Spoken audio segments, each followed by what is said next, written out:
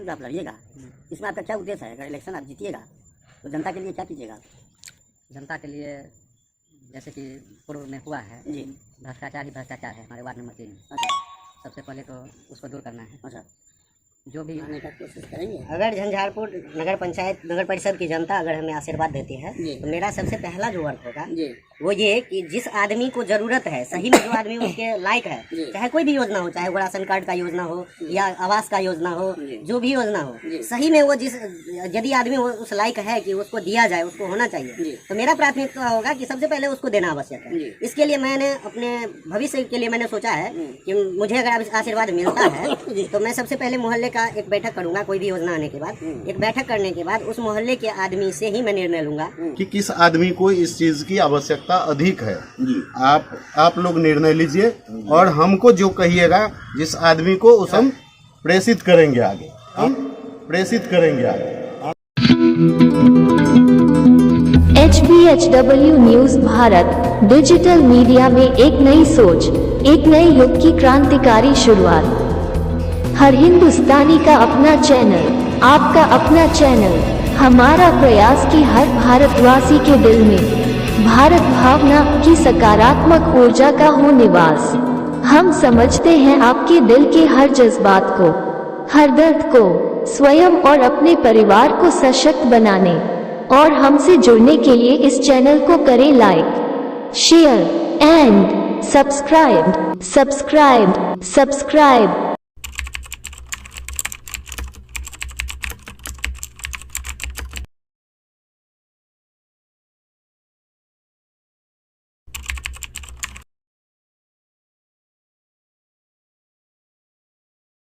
प्रथम कार्य क्या रहेगा? सर जैसे है कि मान लीजिए नगर परिषद जब से गठित हुआ है जी। नगर परिषद जी तब से तो अभी तक इलेक्शन हुआ नहीं है। जी इससे पहले नगर पंचायत हुआ करता था झंझारपुर, जी जिसमें 16 वार्ड होते थे। जी मैंने अपने अनुभव के आधार पर आज तक हमने जो देखा है जी कि जितने भी वार्ड सदस्य हमारे वार्ड में बने हैं आज तक, जी वो वास्तविकता जो चीज विकास का है जी उस चीज में काम तो किया है, लेकिन वो काम मतलब सार्थक काम हो ऐसा नहीं किया है, नाम के लिए काम किया है। जी मैंने यह सब देखते हुए जी ऐसा निर्णय लिया है जी कि झंझारपुर को सबसे पहले यदि नगर परिषद हुआ है तो नगर परिषद के हिसाब से सुख सुविधा जी जैसे मान के चलिए। जी अब किसी भी शहरी क्षेत्र के लिए मैं मेरे समझ से जी ऐसा है कि किसी भी शहरी क्षेत्र के लिए जी सबसे अच्छा होता है कि वह स्वच्छ रहे। जी वहाँ पर कोई ऐसा एक पार्क हो जहाँ पर लोग समय बिताने के लिए, अगर कहीं बाहर से आते हैं नगर परिषद में कोई काम से, तो अगर समय बिताने के लिए एक पार्क होना चाहिए। जी सड़क की सुविधा, सड़क स्वच्छ हो, जी नाले का व्यवस्था हो जिसमें पानी की समस्या होती है, पानी जो है सो निकासी अच्छे ढंग से हो। जी यहाँ पर हमने देखा है कि इतने दिनों में नाला तो बना है जी लेकिन पानी की निकासी की कोई व्यवस्था नहीं जी है। इससे जल जमाव हो जाता है। जल जमाव हो जाता है जिससे बहुत ज़्यादा परेशानी है, मच्छर का उत्पादन बहुत ज़्यादा बढ़ गया है। जी यही सब है समस्या। पानी में गंध आने लगता है। पानी में गंध आने लगता है, यही सब समस्या है। जी जिसको जैसे कि नाला बना दिया, ढक्कन नहीं दिया, अगर ढक्कन दिया तो वो 6 महीने के अंदर टूट जाता है। जी हम एक चीज करना चाहते हैं कि जो भी काम हो, काम कम हो लेकिन वो मजबूती पूर्वक हो, जी ताकि वो जिसका उपयोग सही ढंग से हो, जो उपयोगिता उसकी है वो उपयोगिता बरकरार रहे। जी मेरा यही उद्देश्य है। जी मैं यही सब सोच करके जी इस बार आप खड़ा हो जी। रहे हैं। एक बात बताइए सर जी कि आदमी को जीने के लिए भोजन, वस्त्र, शिक्षा, स्वास्थ्य जी ये परम जरूरी है। जी भोजन के लिए मान लीजिए सरकार नरेंद्र मोदी जी राशन दे रहे हैं, उसमें राशन कार्ड बहुत वंचित आदमी का छूटा हुआ है। जी प्रधानमंत्री आवास है, जो मान लीजिए जिसको मिलना चाहिए उसको नहीं मिल रहा है, बहुत आदमी उससे वंचित है। बहुत आदमी पैसा लेकर भी मकान नहीं बनाया है। जी हाँ, आंगनबाड़ी है, स्कूल है, चारों तरफ लूट खसोट चल रहा है सर। जी ईमानदारी नाम का चीज़ धूल मिल हो गया है। उस पर अगर आप मान लीजिए वार्ड मेंबर बनिएगा तो उस सब में आप क्या करेंगे? कुछ परिवर्तन लाने का कोशिश करेंगे? अगर झंझारपुर नगर परिषद की जनता अगर हमें आशीर्वाद देती है जी तो मेरा सबसे पहला जो वर्क होगा जी वो ये कि जिस आदमी को जरूरत है, सही में जो आदमी उसके लायक है, जी। चाहे कोई भी योजना हो, चाहे वो राशन कार्ड का योजना हो या आवास का योजना हो, जी। जो भी योजना हो, जी। सही में वो यदि आदमी वो उस लायक है कि उसको दिया जाए, उसको होना चाहिए, जी। तो मेरा प्राथमिकता होगा कि सबसे पहले उसको देना आवश्यक है। जी। इसके लिए मैंने अपने भविष्य के लिए मैंने सोचा है कि मुझे अगर आशीर्वाद मिलता है तो मैं सबसे पहले मोहल्ले का एक बैठक करूंगा। कोई भी योजना आने के बाद एक बैठक करने के बाद उस मोहल्ले के आदमी से ही मैं निर्णय लूंगा कि किस आदमी को इस चीज की आवश्यकता अधिक है। जी। आप लोग निर्णय लीजिए और हमको जो कहिएगा, जिस आदमी को हम उस आदमी के लिए हम प्रेषित करेंगे आगे। आप जनता को क्या कहना चाहते हैं? जनता को हम सिर्फ एक ही बात कहना चाहते हैं, जी। जो हम जैसे आदमी, जी। मेरा इतिहास कोई राजनीतिक रहा नहीं है, जी। मेरा कोई बैकग्राउंड राजनीतिक नहीं है, जी। मैंने पहली बार ऐसा किया है। हम्म। और एक मेरा इससे पहले मैं स्टूडेंट लाइफ में जब था तो अखिल भारतीय विद्यार्थी परिषद से जुड़ा हुआ था जी। और उस समय में हमने शिक्षा के प्रति, शिक्षा में जहाँ भी कमी थी उसके लिए आंदोलन किया है। तो मैं अब झंझारपुर के नगर परिषद के जनता से सिर्फ एक ही बात, और खास करके वार्ड 5 के जनता से एक ही बात कहूँगा कि वो अगर उसे दिखता है कि नहीं, यह आदमी ईमानदार है, सामाजिक रूप से अगर कहीं भी इसका कोई मतलब गलत जानकारी कहीं से भी नहीं है, तो हमें जनता आशीर्वाद दे और हमारे कार्य को देखे। मैं उनके अनुरूप, उनके जरूरत के अनुरूप जी। मैं खड़ा होने का प्रयास जरूर करूंगा।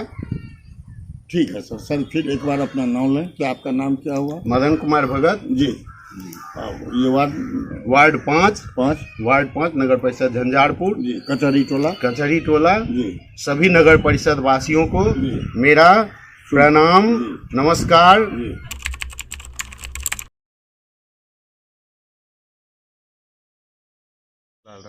आप अपना पूर्ण परिचय दें।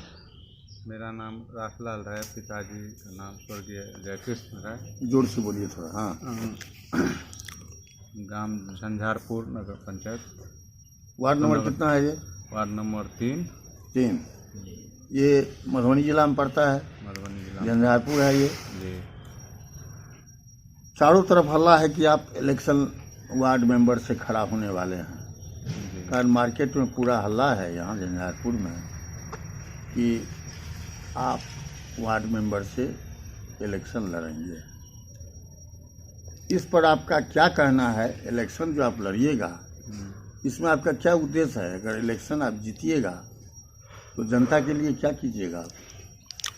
जनता के लिए जैसे कि पूर्व में हुआ है जी। भ्रष्टाचार ही भ्रष्टाचार है हमारे वार्ड नंबर 3 में। अच्छा। सबसे पहले तो उसको दूर करना है। अच्छा। जो भी योजना आया है, चाहे सड़क हो चाहे नाला हो, जी। उसमें बहुत सारा अनियमितता है, जी। उसको दूर करना है। जी। मेरे बगल के घर के बगल में ही देख रहे हैं ना, 2 नंबर के ईंटा से निर्माण कराया जा रहा है। जी। उसको हमने रोका है। जी। हाँ। और अभी जो मुख्य सड़क से जो नाली गया है, जी। लगभग तकरीबन 4 साल हो गया, आज तक कभी इसका नाला का हुआ ही नहीं है। जी। बल्ब जो लगा हुआ है इस सब के पोल में, जी। उसमें भी जहाँ तहाँ जो है तो बल्ब खराब है। जी। फ्यूज कर गया वो। हाँ शिकायत लगा फ्यूज कर गया। हाँ शिकायत करने पर भी काम नहीं कोई सुनवाई नहीं हो रहा। नहीं हो रहा है। तो ये सब जो मूलभूत है जनता का समस्या, जी। जी। हाँ उसको आप दूर करेंगे। दूर करेंगे। ये भ्रष्टाचार के बारे में जो आप बोले हैं, तो भ्रष्टाचार तो समझिए कि ऊपर से नीचा तक भरा ही हुआ है। हाँ, ये सीढ़ी दर सीढ़ी, जैसे बारिश ऊपर से होता है, अगर बारिश ऊपर रुक जाए तो नीचा पानी नहीं गिरेगा। तो ये जो भ्रष्टाचार हो रहा है, सबका सेटिंग है। वार्ड मेंबर हो या प्रमुख हो या जिला परिषद हो या चेयरमैन हो, सबका समझिए कि जेई, सीओ, बीडीओ, हाँ, ऊपर आप चले जाइए जहाँ तक जाना है। अगर सब ठीक हो जाए तो समाज में समझिए कि चांदी का रोड हो जाएगा। ईंट और पत्थर के लिए कौन कहे, लेकिन उसमें आदमी को अपने स्वच्छ बनना पड़ेगा। निश्चित आप स्वच्छ बनिएगा तभी किसी को आप स्वच्छ कर सकते हैं ना, कर सकते हैं। यही उद्देश्य है। लेकिन नेताजी ऐसा है कि बोलता है सब कि हम ऐसा कर देंगे, ये कर देंगे, लेकिन जब फिर इलेक्शन जीत करके वो आता है तो गिरगिट की ऐसे उसका भी रंग बदल जाता है।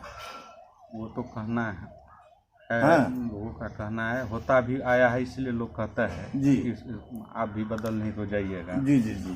वो तो रिजल्ट आने के बाद ही पब्लिक बताएगा। यहाँ पर बहुत सारे जनता है जी क्योंकि हम चुनाव हारे भी हैं जी। आप राजनीति में कितने दिन से जुड़े हुए हैं? हम आपको 10 साल से ऊपर हो गया। राजनीति से जुड़े हुए हैं। इससे पहले आप कुछ और थे?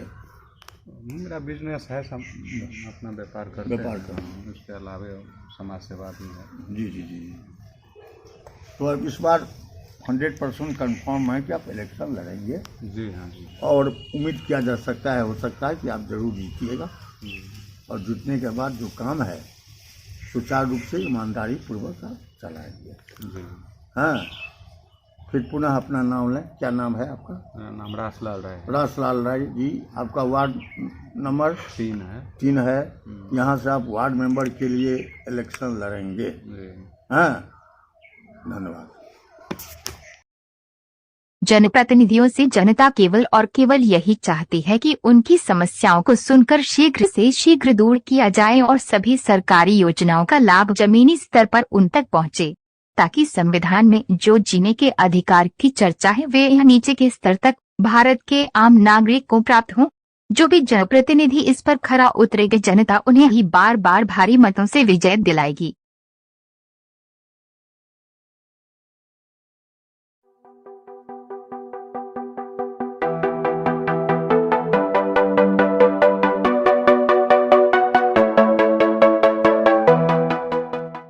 ये सोचकर निराश, नकारात्मक और कुंठित मत हो जाओ कि इस देश ने हमारे और तुम्हारे लिए क्या किया, बल्कि जिस भारत के कतरे कतरे को लाखों करोड़ों शहीदों के लहू और तपस्वियों के त्याग बलिदान से सिंचित किया, इस महान राष्ट्र के लिए हमने और आपने क्या किया।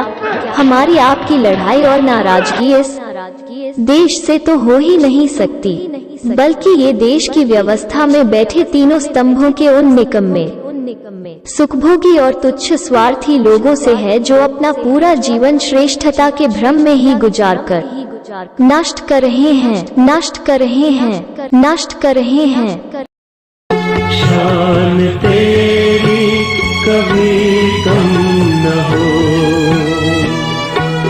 ऐ वतन। सिस्टम यह नहीं कि जिसमें नेक और ईमानदार व्यक्ति जाए तो वह भ्रष्ट और अत्याचारी बन जाए, बल्कि सिस्टम तो वह है कि जिसमें भ्रष्ट से भ्रष्टतम, क्रूर और अत्याचारी व्यक्ति भी जाए तो वह राष्ट्र एवं राष्ट्रवासियों की सेवा करने को विवश हो जाए, विवश हो जाए, विवश हो जाए। आज संपूर्ण भारत को ऐसे ही सशक्त और सुदृढ़ सिस्टम की आवश्यकता है, आवश्यकता है, आवश्यकता है। तेरे दीपक की लौ